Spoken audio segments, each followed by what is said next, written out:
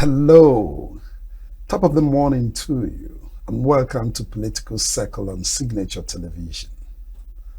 It is a gathering of Nigerian lawyers. Call it the largest gathering of lawyers in Africa, and you won't be wrong. Over 20,000 lawyers are in attendance. They say the 2025 Annual General Conference of the Nigerian Bar Association is a platform for legal practitioners to engage in interactive sessions, network with peers, and enhance their professionalism. I must tell you, we in Enugu have seen them. We can feel them. Even the markets and recreational centers in Enugu can tell you about them. So let's talk about them on Political Circle today. Our topic is Stand Out and Stand Tall. Theme of the 2025 Annual Conference of the Nigerian Bar Association holding in Enugu. I'm joined by the Enugu branch chairman of the Nigerian Bar Association, Barrister Venatius Chukwuma Odu. Barrister, you're welcome to Political Circle. My pleasure. Thank you very much. Barrister, we're going to start on a lighter mood. So tell us about the attendance and the sightseeings so far. The attendance has been very impressive, and the sightseeings have been heartwarming because people have come with enthusiasm, excitement, and socializing, networking, celebrating themselves, humanity. The profession maybe has never had it so good. Oh, that's wonderful. Good to know. Good to know. But how easy was it for you to convince your colleagues to come to Enugu? To be honest, it wasn't my act. I say this is the sheer grace of the Almighty God, and He takes all the glory. Because you may recall, this conference was initially taken to Port Harcourt until there was an undemocratic change of government. Undemocratic in the sense that it was not constitutional. Because when they suspended all the democratically elected individuals from the governors, the House of Assembly, the bar through the national president, the secretary, the chairman of the Annual General Conference Planning Committee, writing on behalf of the entire bar, had to protest over that change of government in Rivers State in a manner that we consider unconstitutional and unacceptable. And then they decided to change the venue of the conference from Port Harcourt. Then there was a conversation around it. There was an emergency NEC meeting in which the decision had to be taken to bring the conference, to take the conference first away from Port Harcourt, and then, of course, where will it go? I think the preponderant opinion was that it should come to Enugu. So, and although some people had suspicion and doubt about the security of Enugu, given that Southeast had been associated with the issues of either IPOB or non-government, banditry, kidnapping. So even though these things, apart from maybe mentioning IPOB, these things are not peculiar to Enugu or the Southeast. So, but we were able to, convince them that Enugu is safe. Incidentally, they were here, the National Executive Council members were here in November last year for the our NEC meeting, and they enjoyed the security, the ambience, the peace, the love and friendship of Enugu people. So it was not too difficult to convince them that Enugu is safe for them. And so far so good. They have we are being vindicated. Not a single incident so far of any breach. And I commend the security agencies in the state for a job well done so far. Thank you very much. Our God is good. Thank you, sir. All the time. Your theme for the conference is Stand Tall and Stand Out. Could you please explain? Well, in my welcome address to them, I honestly hailed this team because lawyers in Nigeria, I consider them heroes of democracy for taking the decision to leave Port Harcourt as venue of this year's conference and come to Enugu.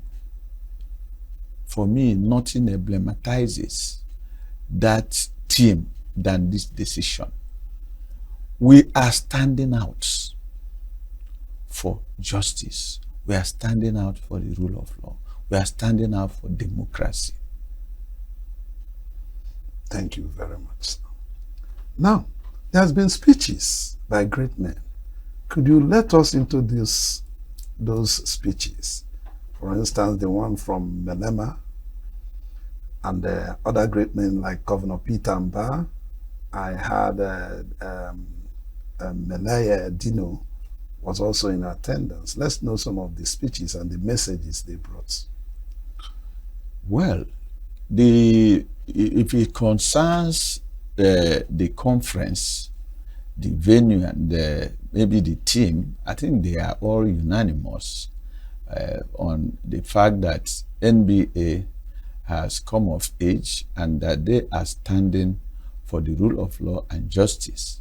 And that, like Malema, said in his speech, Malema's message has always been that Africa is for Africans and that we should take our destiny into our own hands. He has been, strongly opposed to people teleguiding Africa by whatever means, directly, remotely, whatever way. He believes that Africans should take control of their destiny by determining their political future, their economic future, and all manner of interference, exploitation should stop forthwith. He spoke strongly against oppression, and that Africa should not, for any reason, see itself playing any second fiddle to any country or any people. Our governor also spoke about developments he is doing in the in Enugu, what is the government is carrying out in Enugu states, and how the fate of the people apparently has been restored in governance. So Dino also commended what he has seen in Enugu. To be honest, coming to Enugu has been an eye-opener to so many people. I want to say this. Many people in Nigeria coming to this conference only hear about the Southeast from the social media and other sources. They have not been here. So this is the first time, maybe since the war, that some people in the north are coming to Enugu and to the southeast. So all the stories they are dishing out to them out there, that it's a Enugu area, it is a den of criminals, IPOB, and all manner of things, they have debunked them naturally from what they have seen. They are still, enjoying Enugu. You can feel the pulse of the people everywhere. People are agog with joy, happiness, celebrating them, moving about freely. So they have put a lie to all this propaganda about insecurity in the southeast. So this is one of the most important, outcome of this conference that gladdens my heart. Yes, talking about miscarriage of justice in the country, as alleged by some people. How are you people handling it? Well, the Bar Association is interrogating itself. You know, one of the breakout sessions today is even on the legal profession itself, to see what are we doing to make sure that the legal profession truly is standing out and standing tall. Because you cannot be preaching what you are not practicing. So the legal profession has been in the front vanguard of how do we change the narrative. The legal profession does not support injustice in any shape or form. Our motto is promoting the rule of law. So, and without the law ruling, justice is a distant phenomenon. Until you allow the law to rule, you cannot guarantee justice. Because you will start looking at human faces, stations in life, all manner of considerations that would not adjust to justice or conduce to justice. So this is the truth. Governor Mba talked about judicial autonomy. Yes. How are you people also interrogating that and making sure? Because without judicial autonomy, you know what that means. To be honest, I just pray that the governor lives up to what he told them, that the state has actually implemented or complied with that both constitutional provisions and even the executive order 10, I think, of 2019 by Buhari, the former president Buhari of blessed memory, to the effect that the judiciary should be autonomous, even financially. Financial autonomy of the judiciary is critical to, in my view, to getting justice and achieving the dream of a country ruled by governed by the rule of law and principles or tenets of democracy. The failure of the states, I'm not talking about Enugu alone, many other states are not implementing this aspect of the constitutional provision, and even the overwhelming desire of the people that the judiciary must be autonomous. The judiciary must be independent for you to guarantee,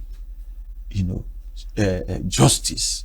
A lot of people have argued that judicial autonomy alone is not enough to guarantee the rule of law, guarantee justice to the people, as for the cause to be seen as the last hope of the common man, as the cliche goes. But the truth is that it is fundamental that the judiciary should be autonomous. That way, you can guarantee. Do you know that if you go inside the judicial system, the administration of justice, sometimes you go to courts, you file a case, there will be no file, no pen. This is serious. The basic things required, needed to administer justice, you will not see. The welfare of judicial officers, the welfare of judicial staff, all these things are compromised because the judiciary is not autonomous. And interference, compromising justice becomes a lot easier when the judicial officer is not sure of how he will pay his basic bills. He becomes vulnerable to any.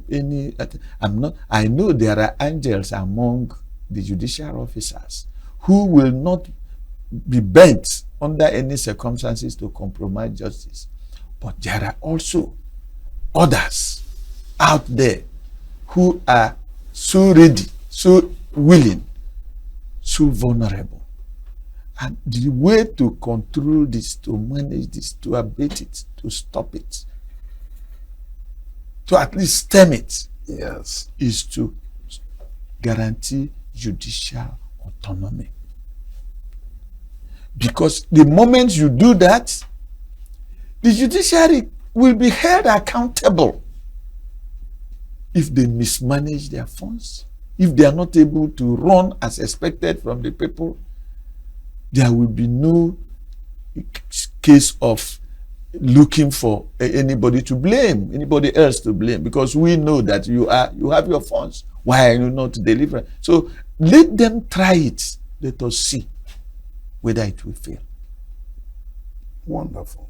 Yes. Wonderful. As the branch chairman, I want to know the impact of this conference on your members. How are they receiving them? The people, your colleagues? My colleagues, you know the answer, because my colleagues are so happy and excited. For 22 years, this city, this state has not hosted the annual general conference of the bar. The last was in 2003. You can imagine how long. Yes, 2 days ago, a colleague, one of my branch members came with her daughter, who was born in 2003, who is now a lawyer. Oh, look at that. You can understand how distant it had been. Yeah. So they have been going to other places. Each year you go to other places. You keep asking yourself, when are they going to come to us? Answer. If you look at the effect, the impact, in every sector. I'm going to that. I'm Fine. going to the political and economic impact on the people of Enugu now, not yes, your sir. colleague. Yes, in general, good people of Enugu. You can imagine a colleague of mine or a member of my branch, for instance, who used to fly or go by road to a venue of the conference. He pays his hotel bill, and then he buys food. He fends for himself for the period. He's now at home. Yeah. That brings it clearer home for you to understand the impact on them. He comes from his house. All the risk he used to take to travel, all the money he used to spend, all traveling, he can use it to do some other, buy books, enjoy himself, and so the impact is self-explanatory. What about on the economy, the people, the market women? How wouldn't even the average person in Enugu today answer the question you are asking me? We believe that every opasela, agidi, abacha, or nkwobi, hotel owners, restaurant operator, everybody is feeling it in a very positive way. The economic multiplier effect. There is hardly any hotel today in Enugu that has a vacant room. Everywhere had been taken up. Look at that. One of the things they challenged us with when they were considering coming to Enugu is that we don't have enough hotels. And I said it is not true. I said it is not true. As I'm talking to you, I don't believe, I have never believed that as we are talking that Port Harcourt has more hotels than Enugu. Where they wanted, they keep telling me, I have disagreed with several people on this. And you also know that many much bigger, with much better quality hotels are springing up by the day here. So usually before now they were alternating between Lagos and Abuja. But after this conference, Enugu will become a tripod of this bipartite alternation. Hopefully we're going to see them again soonest. I believe so, because the ambience, the venue is second to none in this country. International Conference Center in Enugu is second to none in Nigeria. The proximity, contiguity with Okpara Square, the ambience of that area is unique. I agree with you. You can't find it anywhere in Nigeria. So the people are happy, moving freely, milling about, and it's in a clean, secure environment. Wonderful. Any communique yet, outcome and all that? What are we expecting? Yes, there will be communique by tomorrow. Tomorrow is the after the annual general meeting. There will be a communique, and that will bring to an end the conference.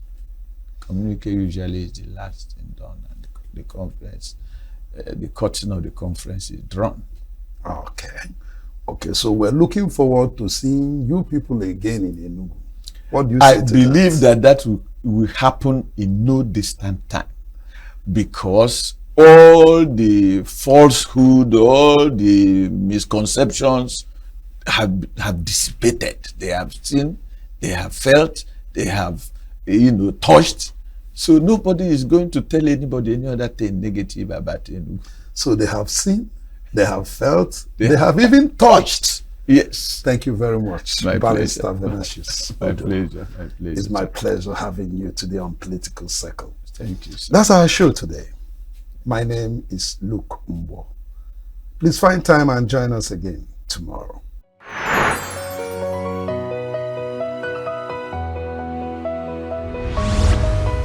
Save Nature TV, news in your pocket.